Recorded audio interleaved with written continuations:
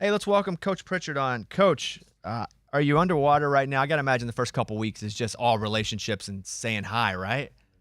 There's a lot of relationships, a lot of kind of reinserting back into the matrix, but it has been fun because this is home, and it's been exciting to get back here. So I've got to spend a little time with Coach Reich, and he came on the show and talked with him, and he was like, "I got 1 year." He was very, he said, "I'm here because Andrew, I got 1 year and I'm out." And that's such an interesting situation for you to come in because one, nobody left for a bigger job, which wouldn't have happened there, and then two, nobody got fired. So it's kind of a Yeah. positive place to come. What has it been like reinserting, and has he helped at all? Yeah, you're right. I mean, it was and is very unique in the way that that transition occurred. And I mean, just starting with Coach Reich, like um, I have not interfaced with him a ton leading up to this situation. Obviously, I always knew who he was, through Andrew, and then Zach Ertz always spoke very highly of him. But in our increasing interactions as time has gone on, man, my respect for him has grown really, really quickly, and not just who he is as a coach, but as a man, as a leader. And I can't say enough about what he did in this unique situation. Obviously, taking over at a time in the calendar that was not typical. And to come in here like the day before spring ball and kind of be able to do what he did and instill a culture and start building for the future, even though he knew that it was a kind of a 1 year or one season shepherding during this time. I can't say enough about the groundwork that was laid with the staff, with the players here, and the culture going forward. So I would say, Frank Reich is a Stanford man forever and always. So you mentioned culture, and that I think that word's thrown around a lot. But how do you start changing culture? What are the first steps when you're going to do something that's so macro? Obviously, it takes micro to make macro. What do you start doing?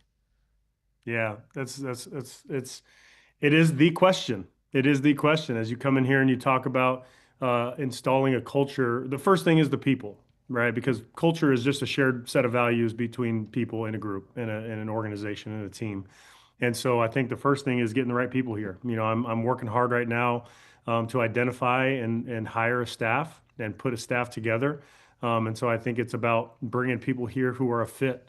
And obviously, fit can be interpreted a lot of different ways, but they first have to understand what our vision is going forward and kind of who we're going to be, what we're going to be about. And then they have to be a fit for Stanford, and this is a unique place. It's a special place. It's a place that I know and I love very, very, very much. And so they have to understand, not that they have to have even a history with Stanford, but there are certain things that they have to understand are unique to this place, and that there are things that we're not just going to put up with, but we're actually going to lean into. When you talk about the way that you have to recruit here, some people can see that as a negative. I see it as a superpower, right? And something that allows us to identify the people who belong here and then bring them here and develop them. So that's the first thing, is bringing the people here, and then it's really deciding and defining what the culture is, and that's not just a me thing, right? This whole thing is not about me. It's about myself and Andrew and Sam Fisher and the other folks in this building, really defining, hey, what is gonna set us apart and what's gonna make us the best program we can be. And then once that's done, it's reinforcing that every day. And I think that's the biggest thing, is you get a culture off the ground. It's making it very clear what it is, and then it's reinforcing it. It's repeating it so that thing can be seen and reinforcing. It's catching people doing it right, right? I mean, we're going to talk about competition. That's going to be core to our culture, right? I want to be able to catch people right. So it's walking out to the practice field when I can and go watching, workouts and saying, hey, you guys do a great job competing. So it's just reinforcing those things. It's finding those, and then it's being honest and telling the truth when we're falling short of that mark, right? Whether it's myself or anybody else, like, hey, when you're instilling culture, it's really about making sure that you're upholding those things in a really, really strong manner from day one. So I know Clark Lee, who coaches Vanderbilt here, because we live and we've done some stuff together, and they have a similar, I won't even say issue, but a similar circumstance to where they have to recruit a different way. And are Sure. are there guys that you will see? And man, I'd really love to have them, but if it's grades or that you can't take because of what Stanford demands out of their student athlete. Yeah, you know what? I mean, it's what you find here is there is a filtering process, right? And one that honestly, I mentioned it's a superpower of this place because it's one of those things where I don't look at guys and say, oh man, I can't recruit them. Our recruiting department does a great job of, those players usually don't even come across my desk, right? And I'm saying my desk right now in this role, but even going back to when I was here before, right? You really kind of what you don't see, you're not reacting to, So it's like I know the guys that we can recruit. I know that crop of people that we are looking at, that we are evaluating and getting to know. And so it's way more leaning into, man, who can be here, right? Who are those folks that we're looking for and identifying? Because when you do cut that down, it allows us to be a lot more specific and efficient, and effective, right? In being able to focus on a smaller group from day one. Are you going to call plays? Uh, I came in here guns a-blazing that I was going to call plays, and I'm now in a space where I want to stay open. I want to stay open. I will be involved in the offense. That's something that we're working through right now, and I'm looking forward to putting it together, this collection of people that's going to come in here both on the offensive side and the defensive side. But I have walked back from that stance a little bit, just knowing that like I want to get the best people here, and I don't want to limit me. I don't want to limit us. I don't want to limit this program because I actually want to get the best and best fit people for this place. How do you feel about non-conference games? I'm still figuring that out, man. I'm still figuring that out. Just like being in. I mean, you ask non-conference, but I'm coming here, to a brand new conference. Then I left, and so I'm wrapping my head around that. I'm wrapping my head around non-conference games and all the travel with conference, and so it's fun. It's fun to kind of reinsert here and kind of catch up, so to speak, right? Because I'm both catching up on things that were familiar to me, and then I'm catching up in a sense that like, oh man, this has changed since I've been gone.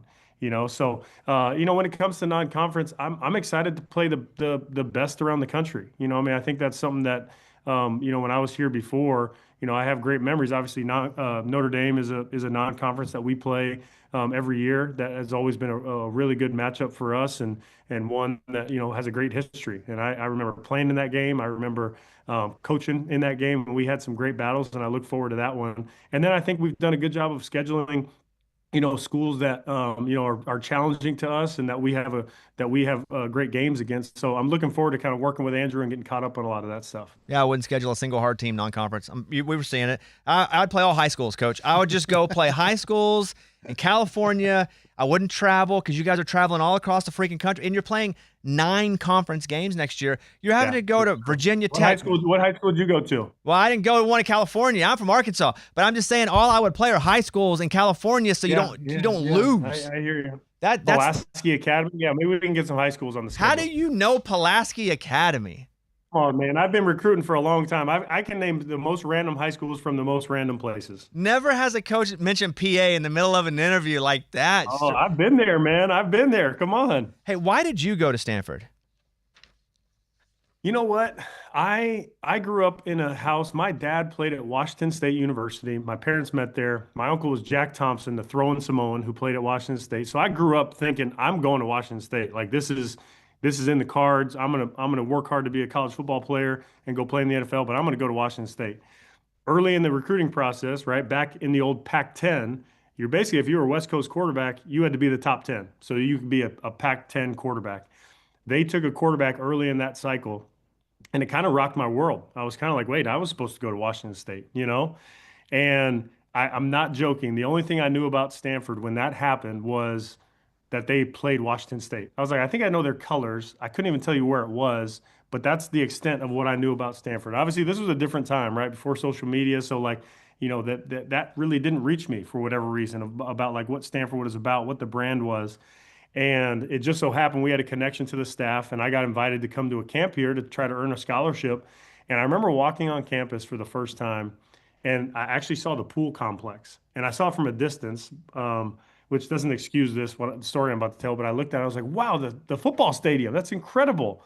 And as we get closer, they're like, no, coach, that's the pool. And I was like, oh, that's the pool. And it just spoke to just like how incredible this campus is and the buildings and all of that. But what I also didn't know was like the campus and the buildings and the setting are not even the half of it, right? Because you get to know the people and you get to know what they're about, how committed they are and how collaborative they are, and they're about excellence and they're about cohesion. And it just like the more I learned about this place, I was like, man, this is these are my kind of people. And luckily, I did well enough in that camp. I earned a scholarship. I committed shortly after. I got into school shortly after that. I'll never forget that phone call. I was at our high school stadium watching my sister play soccer, and we got the call. And I remember that feeling. I remember the reaction of getting accepted into school. And it's just like everything has led to, being here and being a part of this community, and it's made me as a person. Like I am a product of this place in so many ways. And I'm so grateful for my experience here. Now I'm excited to be able to give back and serve these players and hope to create an equally great experience for them. The continuity that is there with, and you mentioned Andrew Luck, did that help keep players from jumping in the portal that could already establish relationships? For sure. And Andrew's special. Andrew's special. Like this is not only was it the fact that his role was already filled and in place, but it's the fact that it's him, right? He has an extreme passion for this place. He has an extreme passion, period. And he's a dude. He's a dude. Like people understand that, right? And they know what he's about. And Andrew could be doing anything he wants, right? But again, he and I are similar in that like we are here in service of this place and the experience of our student athletes. And that's something that's real. And I know our students, I know our football players feel that, right? I know our community feels that, how invested he is in this place. And so that's a big part of the reason that guys are still here is they knew that with his support, right, and his vision for this, that we were gonna be going in a direction and they wanted to be a part of it. I got three final questions, and this one may be dumb because you could have 10 times, but I'm going to ask you because I No got dumb questions. Yeah, it is because if you like know John Elway, that's a dumb question. But have you got to spend any time with John Elway? You know what? I've met John over the years. I've gotten to spend a little bit of time with him, but it's not been extensive. When you were playing quarterback there, would you watch tape back of how dominant John Elway was? Oh yeah, for sure. I mean, I think it's a core tenet of being a quarterback that you watch guys. You love to watch guys and kind of see parts of their game that maybe you see in yourself or aspirationally, right? Like, oh man, I'd love to be able to do it like that. So you really study, and he was certainly one you study because he's one of the all-time greats. All right, two questions left. Whenever you take a job, and this is your old school, so you probably did have some gear. Is there like a box that's like this is going to cover you for the first 2 weeks, and it's just it's the hats, it's the shirts, it's everything you're going to need? Absolutely. What's funny is I have a lot of friends in the profession, and a lot of them have rules because, they'll have made a number of moves and go into different teams and franchises. And so a lot of guys who have been in this coaching world for a long time, they say, okay, hey, I'm going to keep two things from my last job. And so I can get rid of the rest, give it away, and then I'm gonna get new gear at my new place. Well, obviously my journey's been a little bit different, right? I mean, I started at Stanford in 2005 as a freshman football player, and I was there throughout continuously until 2022. So I accrued and acquired a lot of gear over my time. Now, I will also say this, with 10 siblings and nieces and nephews and a mom and dad and aunts and uncles, like my closet was raided early and often. So that was spread out, but I still had a lot of gear. And luckily with it, me being alum, even when I moved on from this place originally, I was like, well, I'm not going to keep two things. Like I still got to represent the squad and be able to, especially on the East Coast, kind of spread the gospel of Stanford. So luckily I held on to a lot of stuff. I believe my family did too. So we weren't too far behind. Last question, and I want to talk about Jayden Daniels for a second, but also how that correlates with what you're doing now. Obviously, you coached Jayden Daniels, won Rookie of the Year, but what we would hear and what we'd read is all of the tech he would use, the glasses to see the field. Are you implementing that at Stanford at all? Yeah, we're still looking at like the technology that we're going to use. Obviously, we're not at that point yet where we're looking at some of those things. But they do a great job. Like the group that we worked with, the VR company that we worked with Jayden, it's a great tool. But here's what I would say: working with Jayden Daniels, working with Marcus Mariota, Sam Hartman, Josh Johnson this year, like Jayden works, man. So like whether it's the VR goggles or walkthroughs or watching traditional film, like he Jayden and Market, like those guys make those tools. You know what I'm saying? Like those tools are only as useful as the user and the person who's utilizing them. So it's really what I do want to separate is like that is a powerful tool and one that's really, really cool. And if you believe in it and you use it, it can be super helpful and really take your game to the next level. but so much of it was about the people. And like getting to work with Jayden has really affected my career. Getting to work with Marcus has really affected my career because those guys, the way that they approach the game, the passion they have for learning, the passion they have for leadership and teamwork. Like I can't say enough about my time in that room with those guys. Coach, I really appreciate the time. I know you're underwater. We got a couple guys we've been talking with that got new jobs, and so they all say the same thing. Like they have 500 text messages, and so to cut out 15, 20 minutes, I really appreciate it. Hope you have a great offseason and good luck next season, Coach. Appreciate it, Bobby. Have a good one, man. See you, Coach.